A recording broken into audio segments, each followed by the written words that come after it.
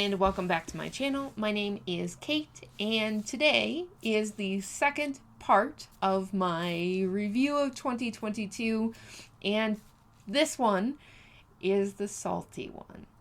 If you do not like negative commentary about books, if you don't want to hear me trash on, I'm not going to go full trashing. I will have some critical comments on the books that are in this list. It is my most disappointing reads of 2022, and I very consciously picked most disappointing because several of these, in fact most of them, are extremely hyped books. They have many fans.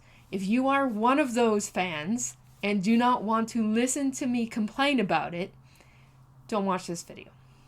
Or at least understand that my opinion is going to be stated here. That does not mean that you cannot love that book. It does not mean that I think you are a bad person for loving that book. It does not mean that I am saying anything about you personally. And I know it is hard when we love a book to step back and understand that not everybody loves that book. So I'm just giving this caveat with the understanding that these books did not work for me. I will have in timestamps below listed all of the books so that if you don't want to hear me talk about it, you absolutely don't have to. I will say that I wish we didn't have to give these caveats because the slight tiny rant to start off the salty video, I think we need to be able to step back from things that we love and recognize when it doesn't work for somebody else, that is not a reflection on us. It is not a reflection on them. It is just opinions, and we are all allowed to have them. So, again, salty video. If you think I am absolutely wrong about any of these, you are welcome to post your opinions down below. Please do so respectfully.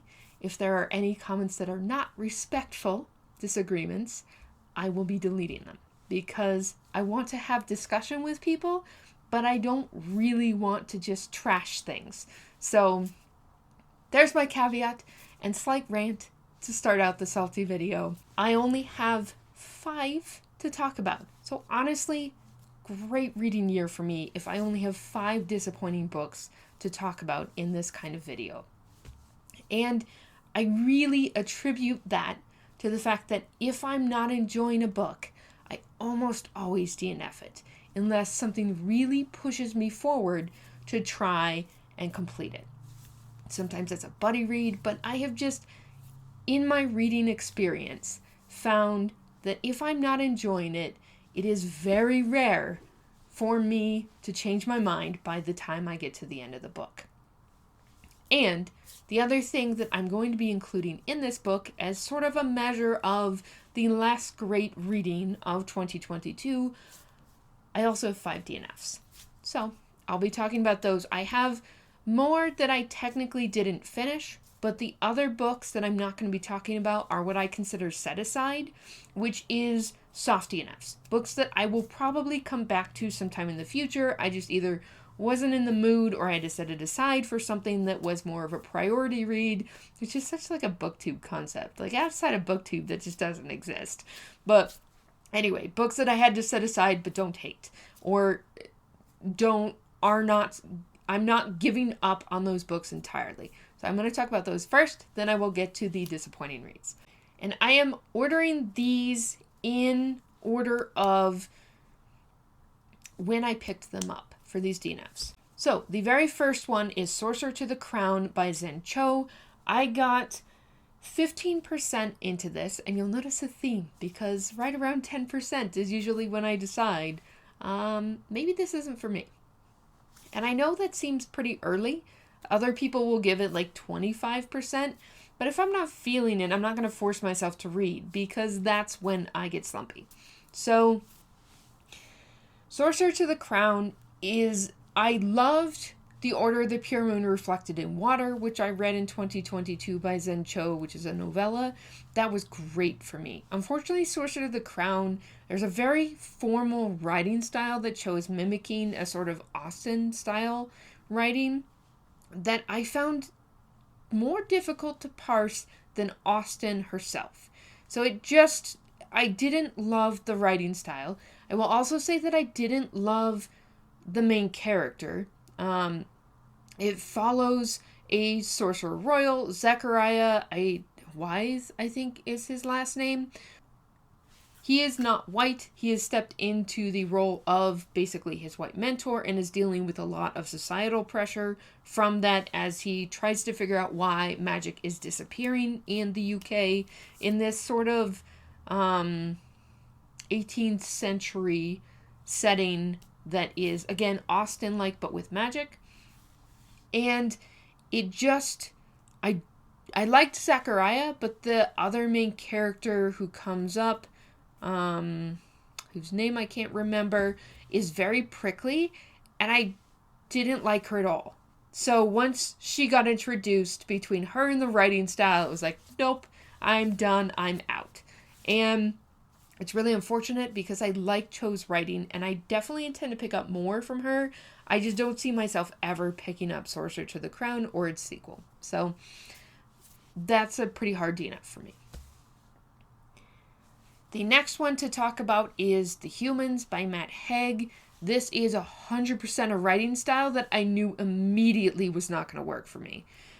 And by immediately, I mean I got 4% into this book and was like, nah, I'm good. I'm going to put Haig in the realm of humorous SFF that is very heavy on theming. The idea is that you have an alien who's attempting to infiltrate human society because there's a professor who's figured out some scientific theory that the aliens don't want us to know because it's going to cause problems. And Haig's writing style just immediately was a no for me. I don't like heavy themes, and I could tell that that's where Haig was headed. I could also tell that the humor was not going to work for me. I am very picky in that. I like a dry, sarcastic sense of humor, and this was just too on the nose for me. And you'll notice a theme as we get into the disappointing reads that heavy, on-the-nose themes are never my gig. So I knew early on this wasn't going to work, and I bailed. The next DNF is a tough one to explain. It is Engines of Empire by Richard S. Ford.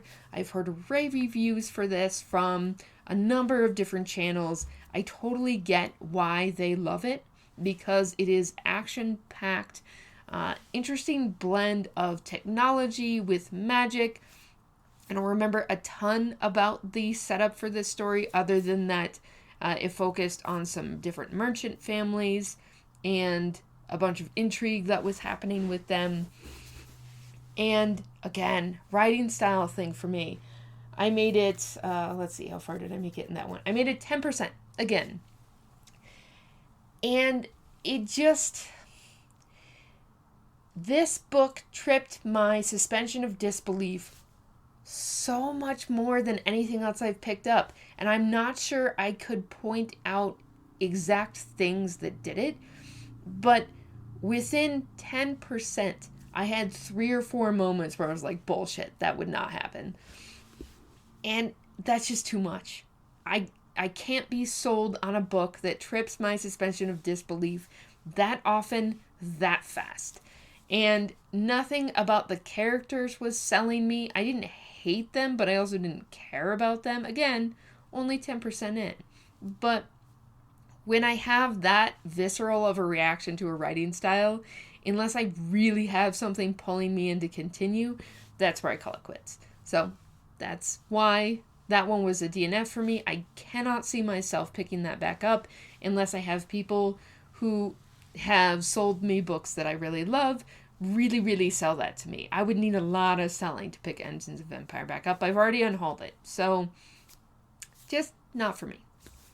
Then I picked up an anthology called Once Upon a Dystopia. I'm going to be real quick about this because this is indie published and I don't like trashing indie published books if I can help it because it's already hard enough to get people to read those sometimes. This is a sci-fi fantasy collection that is focused on fairy tales told in a dystopian setting. This one is just straight up way too heavy on the themes and the oppression of women. The first 2 stories right off the bat were too much for me. And so I gave up on the collection and unhauled it. It just, again, I think that technically put me at 10% in, but I could tell it seemed like the collection was going to keep going with those sorts of heavy themes. I know that's pretty common for dystopians. I don't read a ton of dystopians. So it's just a matter of it not working for my particular taste and me recognizing that. The final DNF I'm going to talk about is somewhere between a hard DNF and maybe I would pick it up again because I loved the first one so much. And unfortunately for me, I've already bought a pretty copy of this because I got the first book from Illumicrate. It is A Restless Truth by Freya Marske. I got A Marvelous Light from Illumicrate, I think January of 2021 or the previous year, I don't remember. And this is a fantasy romance that carries on with some of the same plot elements but new characters. It picks up with Maid, who is the sister of one of the main characters from A Marvelous Light, and it is based on a ship, and Maid has to sort of investigate a murder that happens on the ship that is also connected to what happened in A Marvelous Light. And I loved Maid. I didn't care about any other character. The love interest for Maid has a lot of walls that she's put up. I think her name's Violet. She's an actress who's kind of had come from a noble family and enjoys kind of reveling in scandal, which is, again, fine. I just don't like the way she thinks about Maid. And I didn't care about the mystery elements, weren't very intriguing to me. I don't care about ship travel. I really don't like one of the other side characters who showed up in A Marvelous Light and shows up here. It's just a jerk, and I'm sure he has reasons, but God, I hate him. He's just rude to everyone, and I know the next book picks up with him, and I don't think I want to read it. I'm going to need to see a lot of great reviews for that book to pick it up, because Hawthorne is just a dick. And I'm just not here for it. So, again, I love Marvelous Light, but I might just let it stay there and not pick up the other books in this series. So, we'll see. Maybe I'll pick up A Restless Truth when I get the copy of the pretty version. But it's just not very compelling to me right now. So, I stopped at 46%. I made a committed effort to get into that book, and it's not working out for me. So those are all my DNFs for 2022 that are fairly hard DNFs. I don't expect to be picking those up in the future. Could happen, but unlikely. All right, now we are on to the most disappointing books. Again, these are pretty much all hyped books. I am not going to completely trash them. I am going to be talking negatively about them. So use the timestamps to decide if you want to watch any of these. Number 5 is A Psalm for the Wild Built by Becky Chambers. This was the first indication to me that I might not get along with Chambers' writing style. I originally picked this up pretty close to when it came out. I think there's a pretty long holds list, so I might have had to wait a couple months for that. And I attempted to read the prologue and DNF'd it. Because the prologue, the setup for this, for someone who's been under a rock and hasn't heard of this, it is the first in the Monk and Robot novella series. It's a future for humanity. I don't remember if it's an alternate world or our world, but basically, robots rose up in rebellion. Humanity had to learn to live without them and learn to live more basically in tune with nature. Then the robots all disappeared after they rose up and defended themselves. And now, many years in the future, I don't remember how many, a robot has come back to see where humanity's at and see if they can find a way to, I think they're supposed to be like figuring out the stage humanity's in. I don't remember the details, if I'm being honest. And I DNF'd in the prologue because the prologue is several different groups of philosophers arguing over the meaning of the robot uprising. And immediately I was out, because that's the kind of info dump. I don't give a shit about philosophy, if I'm being perfectly honest. Like, excuse my French. Hopefully cussing is not an issue, because there might be a bit of that in this video. I'm going to try and keep it minimal. But I don't care about philosophy. So that was an immediate, I don't think this writing style is for me, because it was the first Becky Chambers book I'd ever read. And I heard so many rave reviews for this book because it came out during the pandemic. It had things to say that really spoke to a lot of people. And so after a while, it was like, I should give it another shot. I DNF'd in the prologue. That's probably not fair. It's only a couple pages. I should pick it up again. So I did. Powered through the prologue. Powered through the rest of the novella. And it was just a clear indication of a book that wasn't for me. It's very heavy on its themes. And again, if those themes speak to you, then you're going to love this novella. If you don't like on-the-nose themes, you will not like... I shouldn't say will not.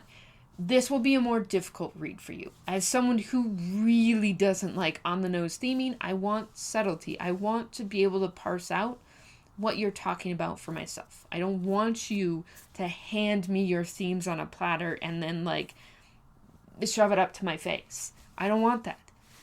And that's how I felt about this book, was that it was too on the nose.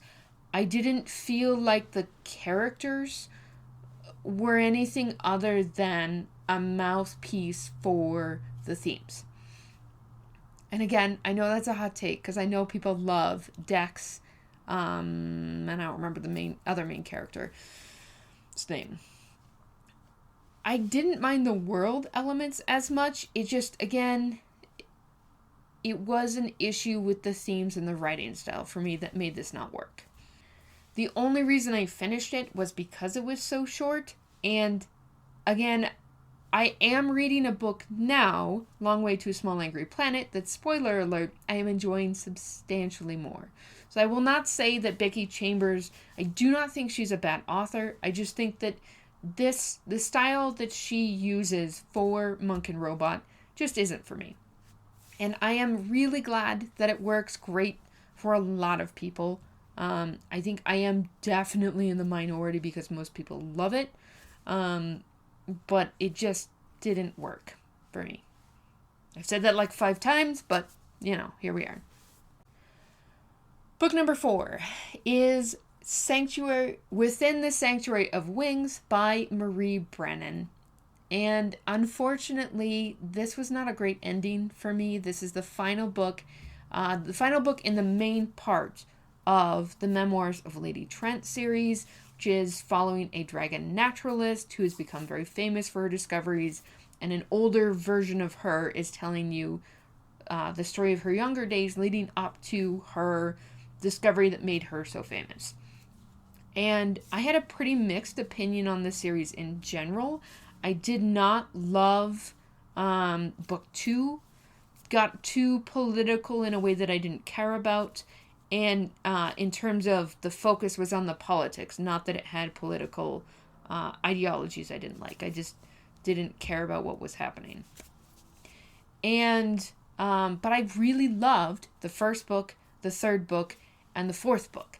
So I had really high hopes for everything being tied together in a way that was very satisfying. And unfortunately for me, the direction Brennan chose to take the series was very unsatisfying to me. It was not what I was hoping for. I don't want to spoil anything. I'll just say that there is a repeated pattern in the Memoirs of Lady Trent of Lady Trent stumbling into things. And it just beggared belief that what she stumbles into as her discovery in this last book for me was just too much. I did not enjoy that. I wanted it to be more for her naturalist studies than for something she just happens upon.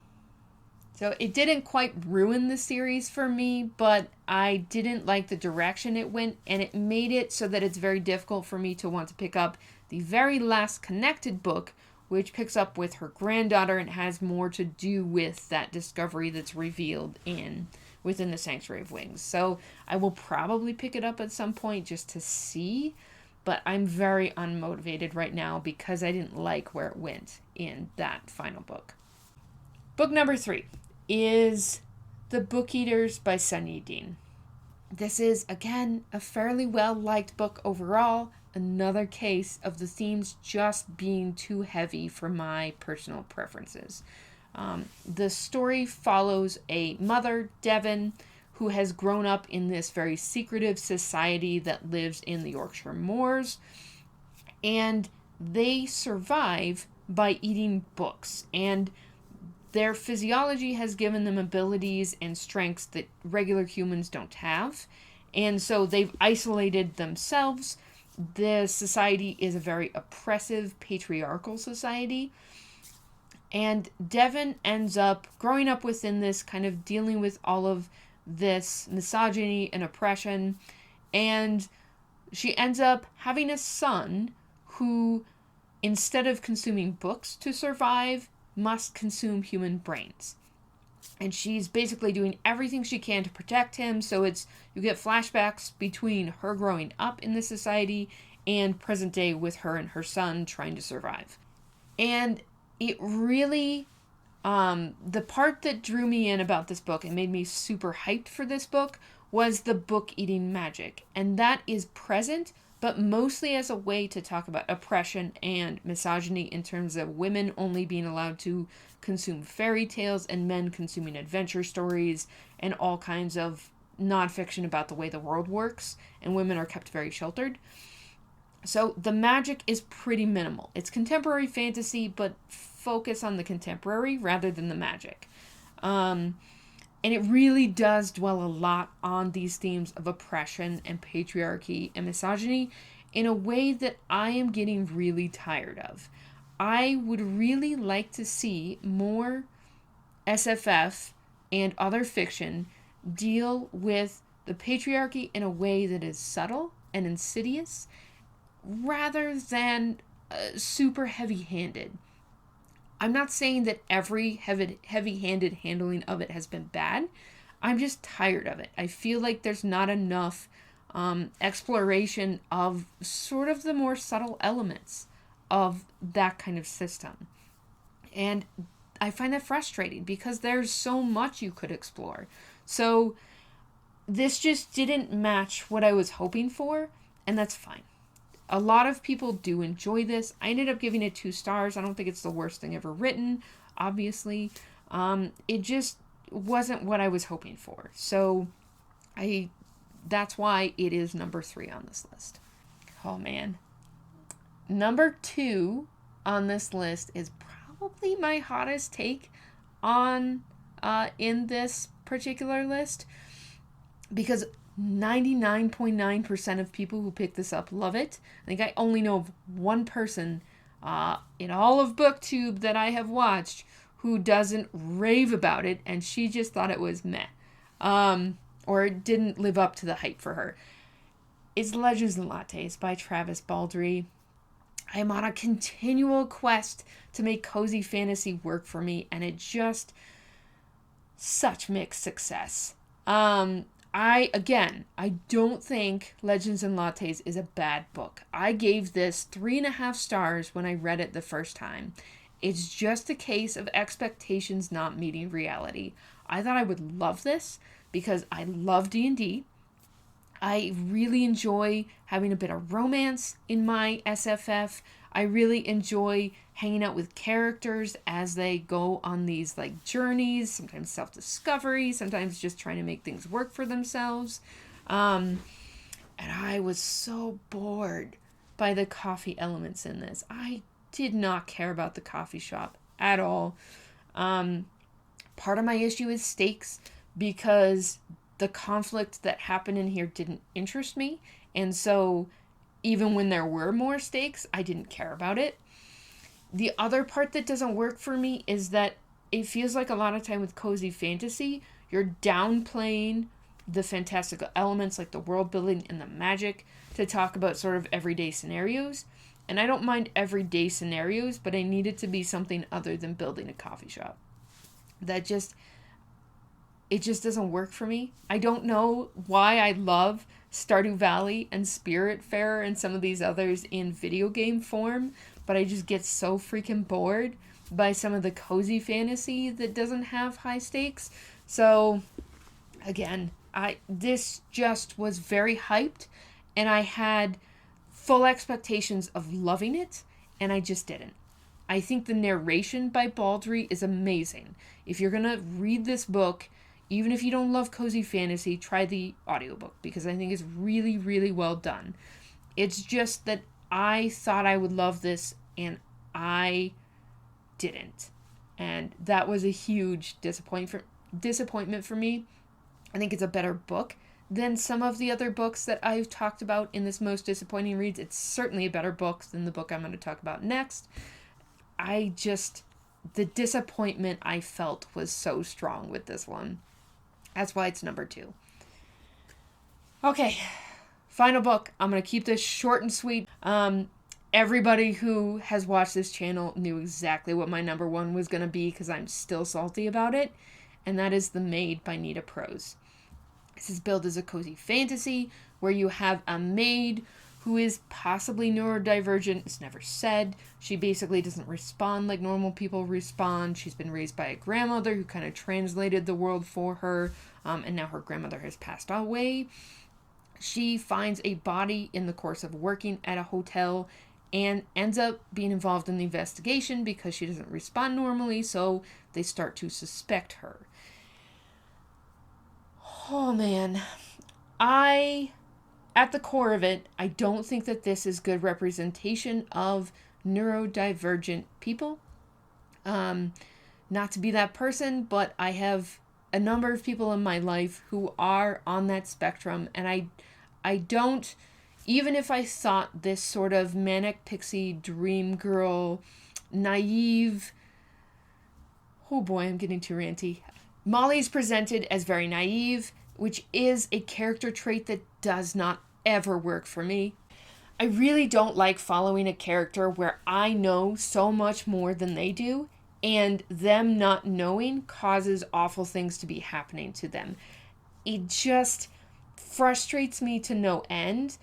Again, I have friends in my life who are on the spectrum, so I really don't think it's because Molly's on the spectrum. I think it's because Molly she seems to pick up things when it's convenient for the story, and to not pick up things when it's also convenient for the story. I never felt like it was consistent, and I really hate the way the reveal for the mystery happens at the end. I just really do not like narrative tricks with first-person point of view. That never works for me. You are in their head. You should know exactly what's happening. So that just doesn't work for me. Again, a lot of people find this cozy. A lot of people love Molly because she doesn't really fit in and she's struggling and she's doing her best. I just really wish it didn't require white neurotypical people to save the day. That's my biggest gripe. If Molly had been able to help herself, even if it was with the assistance, it just felt like they had to swoop in and save Molly from herself. And I hate it so much. Again, that's my salt on The Maid. I'm going to cut it off there because otherwise I'll just rant about it too much. And I know people love this. I don't want to trash anyone's favorite. I can't handle that type of naive character, and that's a real discovery for me of 2022. Let me know what your least favorite most disappointing books are from 2022, I am one of those people who does enjoy hearing salt as long as it's not just trashing an author, because it's fun to hear what doesn't work for people as much as it is fun to hear what does work for people. Hopefully this was at least entertaining for you guys, and here's to excellent books in 2023. I will see you guys in the next one. Bye!